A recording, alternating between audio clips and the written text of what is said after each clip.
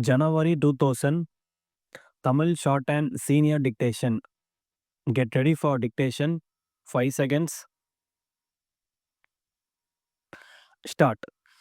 அன்பார்ந்த பத்திரிகையாளர்களே, இந்த இனிய மாலை வேளையில் உங்கள் அனைவரையும் சந்திப்பதில் பெருமகிழ்ச்சி அடைகிறேன். அழகான வீடுகளை எழில் கொஞ்சும் கடற்கரை பகுதியில் கட்டியுள்ள உங்கள் அனைவருக்கும் என் நெஞ்சார்ந்த பாராட்டுக்களை தெரிவித்துக் கொள்கிறேன்.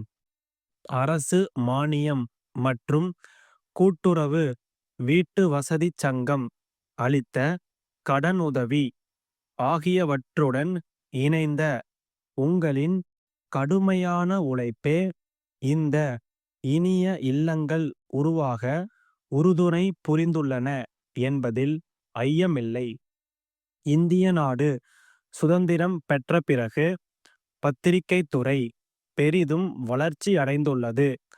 மக்களாட்சி முறையில் அரசியல் அமைப்புச் சட்டத்தில் உறுதி செய்யப்பட்டுள்ள உரிமைகளை சுட்டிக்காட்டும் பெரிய பொறுப்பு இத்துறைக்கு உண்டு. சட்டமன்றம், நீதிமன்றம், ஆட்சி மன்றம் ஆகிய மூன்றும் ஜனநாயகத்தின் அங்கங்கள் எனப்படும். அவைகள் திறமையுடன் செயல்பட துணை நிற்கும் நான்காவது அங்கமாக விளங்குவது பத்திரிகைத் துறை என்று குறிப்பிடுவது பொருத்தமுடையதாக உள்ளது என்றே கருதுகிறேன்.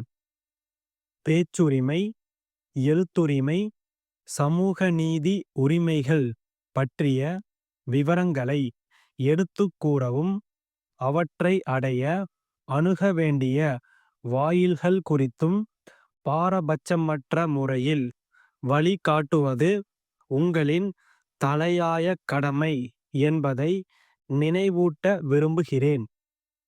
அன்றாட வாழ்க்கையில் மக்கள் சந்திக்கிற கஷ்ட நஷ்டங்களை உள்ளது உள்ளபடி எடுத்துரைப்பதும் தவறுகளை சுட்டிக்காட்டி கண்டிப்பதும் நாளேடுகளின் தார்மீகப் பண்பு என்பதை குறிப்பிட விரும்புகிறேன். செய்திகள் வெளியிடும் தன்மையில் உண்மையும் விமர்சனங்களை தெரிவிக்கும் முறையில் பொறுப்புணர்வையும் காட்டுவது மிகவும் அவசியமானதாகும். இவ்வாறு தூய்மையோடும் சுதந்திரத்தோடும் பணியாற்றி வரும் செய்தித்தாள்களை மக்கள் ஆர்வத்துடன் வாங்கி படிக்கின்றன. ஒவ்வொரு பத்திரிகையும் வகுத்துக்கொண்ட கொள்கைக்கேற்ற கண்ணோட்டத்தில் அரசின் கொள்கை அல்லது செயல்பாட்டை விமர்சனம் செய்யலாம். ஆனால் உண்மையான வகையில் செய்திகளை அளிக்க வேண்டியது இன்றியமையாததாகும்.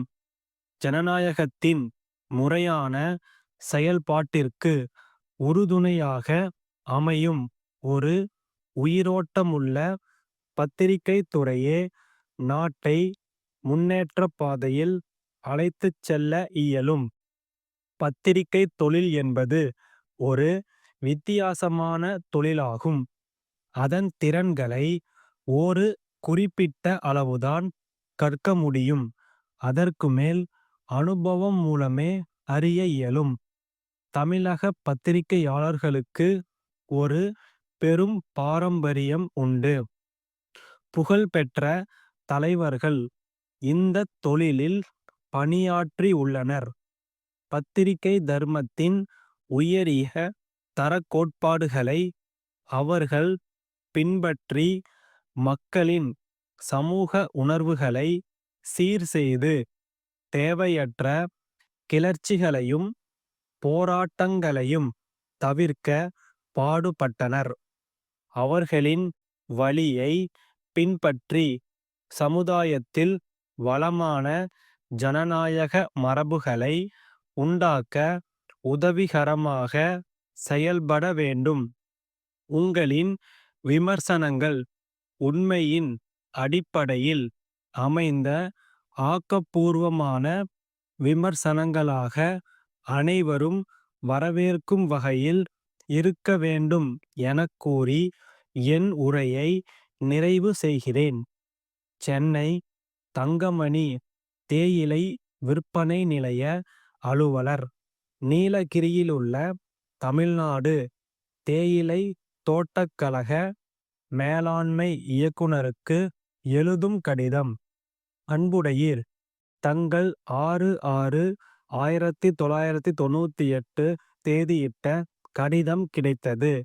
எங்கள் நிறுவனம் கடந்த 10 காலமாக தேயிலைத் தூள் வியாபாரத்தில் ஈடுபட்டுள்ளது.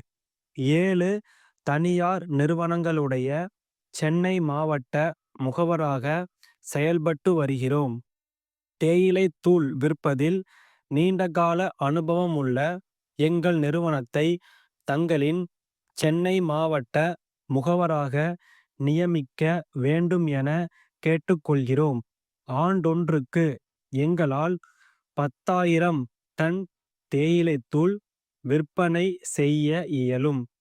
தங்களால் அனுப்பி வைக்கப்படும் சரக்குகளுக்கு 30 நாட்களுக்குள் பணம் செலுத்தி விடுவோம் என்று உறுதியளிக்கிறோம். தங்களின் சரக்கு குறித்த விழிப்புணர்வை மக்கள் மத்தியில் ஏற்படுத்த உதவிடும் வகையில் பரீட்சார்த்த அடிப்படையில் விற்பதற்காக 1 டன் தேயிலைத்தூள் உடனடியாக அனுப்பி வைக்குமாறு கேட்டுக்கொள்கிறேன். இதற்கான காசோலை இணைக்கப்பட்டுள்ளது. தங்கள் ஒத்துழைப்புக்கும் ஆதரவுக்கும் எங்களுடைய நிறுவனம் கடமைப்பட்டதாக இருக்கும் என தெரிவித்துக் கொள்கிறேன். தங்கள் நம்பிக்கையுள்ள ஸ்டாப்.